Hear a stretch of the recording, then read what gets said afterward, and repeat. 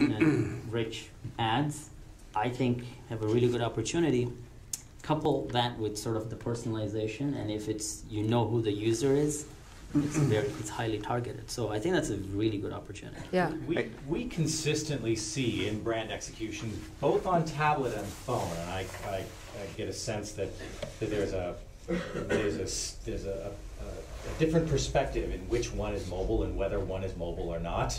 From the perspective of buyers, it's entirely unclear. In some cases, it's, in fact, in more cases than not, buying tablet inventory. It's print buyers, not even digital buyers at all.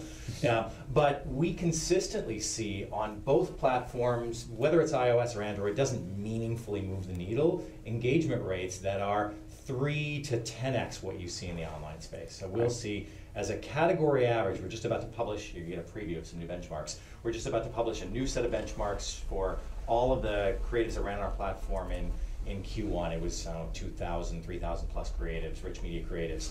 The lowest category average was finance at a 7% engagement rate. I challenge you to find a 7% engagement rate anywhere in any other digital media. It doesnest exist. So what was the highest? The highest, oh Jesus, you're going to ask me to quote statistics, and I'm terrible at doing this.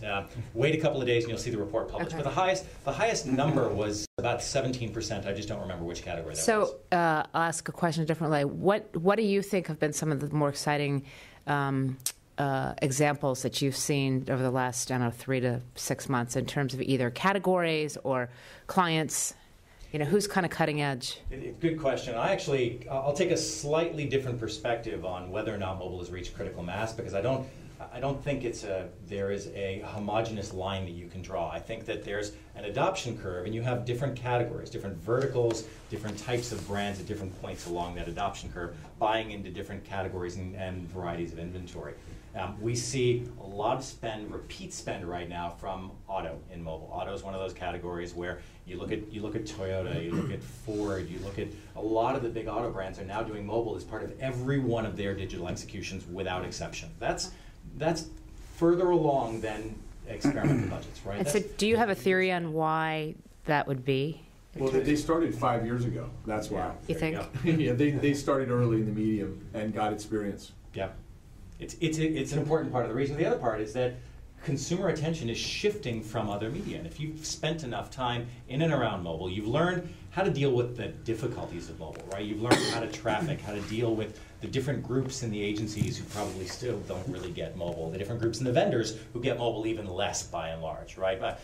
So just for a little bit of reference here, my company now works with most of the major media brands. If you're a big publisher and you're doing something in mobile, chances are very likely that you're working with us. There are a few that we still don't, but it's a very, very broad cross-section of the marketplace. And while they're all trying and investing to the extent that resources are available, there are very few people in the sales organization, and the ad ops organization, and the product organization who actually get what it means to deliver a real experience and real value to a brand. And that's one of the most significant impediments we see in the marketplace right now. It's not that dollars don't want to be unlocked, it's that in many cases it's just hard to unlock them. But when you then, to your direct question, when you then look at some of the executions that some of the more forward-thinking brands have done in mobile, particularly when they start combining both brand and performance objectives in the same execution, you end up with some really interesting ads. So to Howard's comment about Transpera, the notion of an entertainment brand launching a new property, they want to show a trailer and they want to drive immediately to the ticket purchase following the view of that trailer. Well, that takes advantage of all of the great things of mobile, right? It's your device. You're getting it in a content experience that's appropriate for you. You're getting something very rich, and then you're leveraging the transactional capabilities of the infrastructure behind these devices to then go take some other action. The great thing about those kinds of executions, and they're not restricted to entertainment, is that as a brand marketer, you can actually equally and effectively measure both your direct response objectives, which you probably didn't have before as a brand marketer, and your brand objectives, right? Because most of the brand engagements that run across digital media are about getting people to look at your content and spend time with it. If you can effectively do that, and then in some subset of that audience actually take them through to conversion, you've dramatically improved the ROI on that specific spend. So let's talk for a minute about the sort of the format, and I guess a couple questions.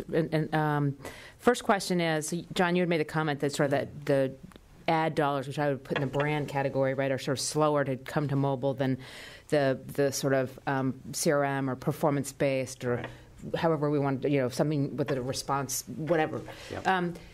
Clearly, so Mike, clearly that's a big issue in the online display world, right? Gee, we've had direct response dollars. Do we get the brand dollars? Is there anything about the mobile world that would suggest that this question about advertising versus sort of more direct response or performance-based, that ecosystem is going to be any different than the online display ecosystem?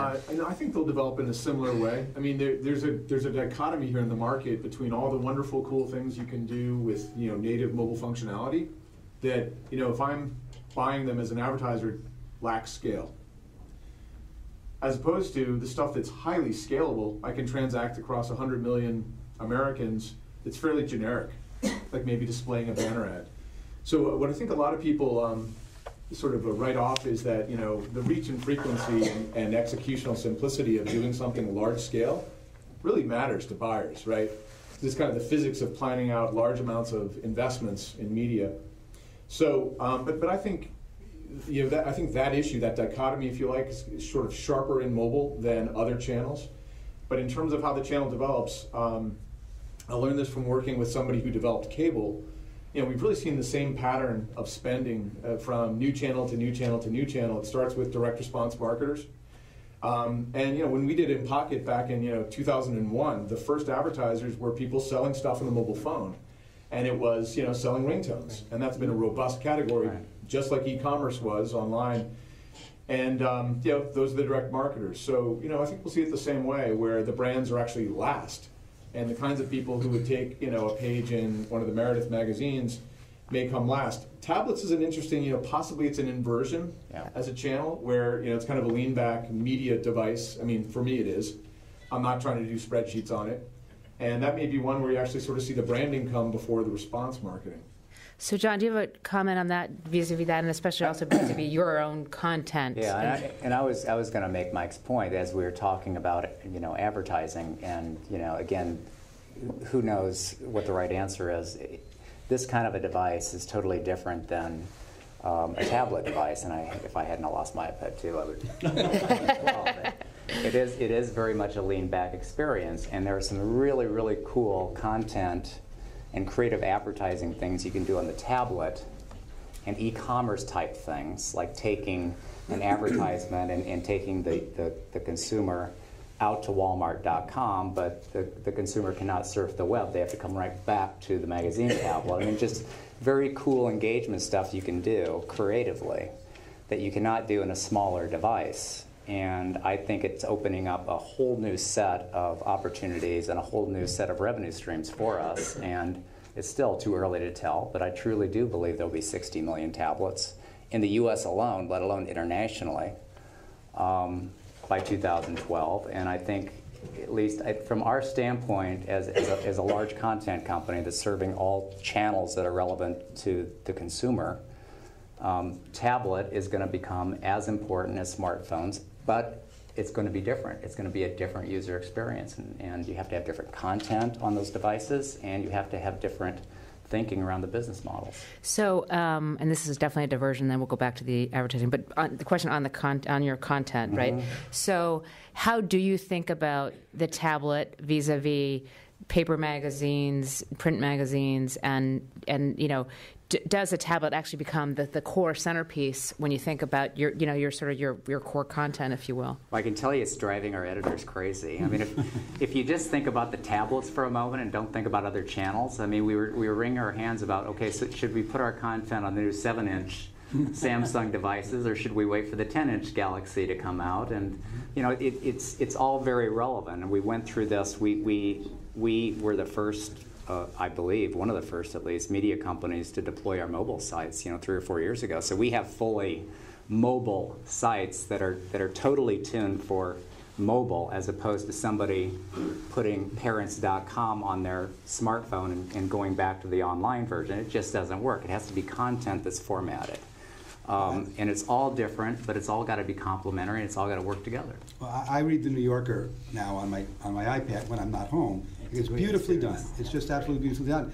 But I pay for it, at the price they're charging? Probably not. Probably not. But because I have the print subscription, I get to use it. Right. I also think that there are real examples. You know, you look at what Foursquare is doing. When I check into the right place and I get an offer at that point, you know, it really does drive behavior. And the DR, as Mike says, DR comes first in all this kind of stuff because it's measurable, it's pay for performance, everybody's willing to do it.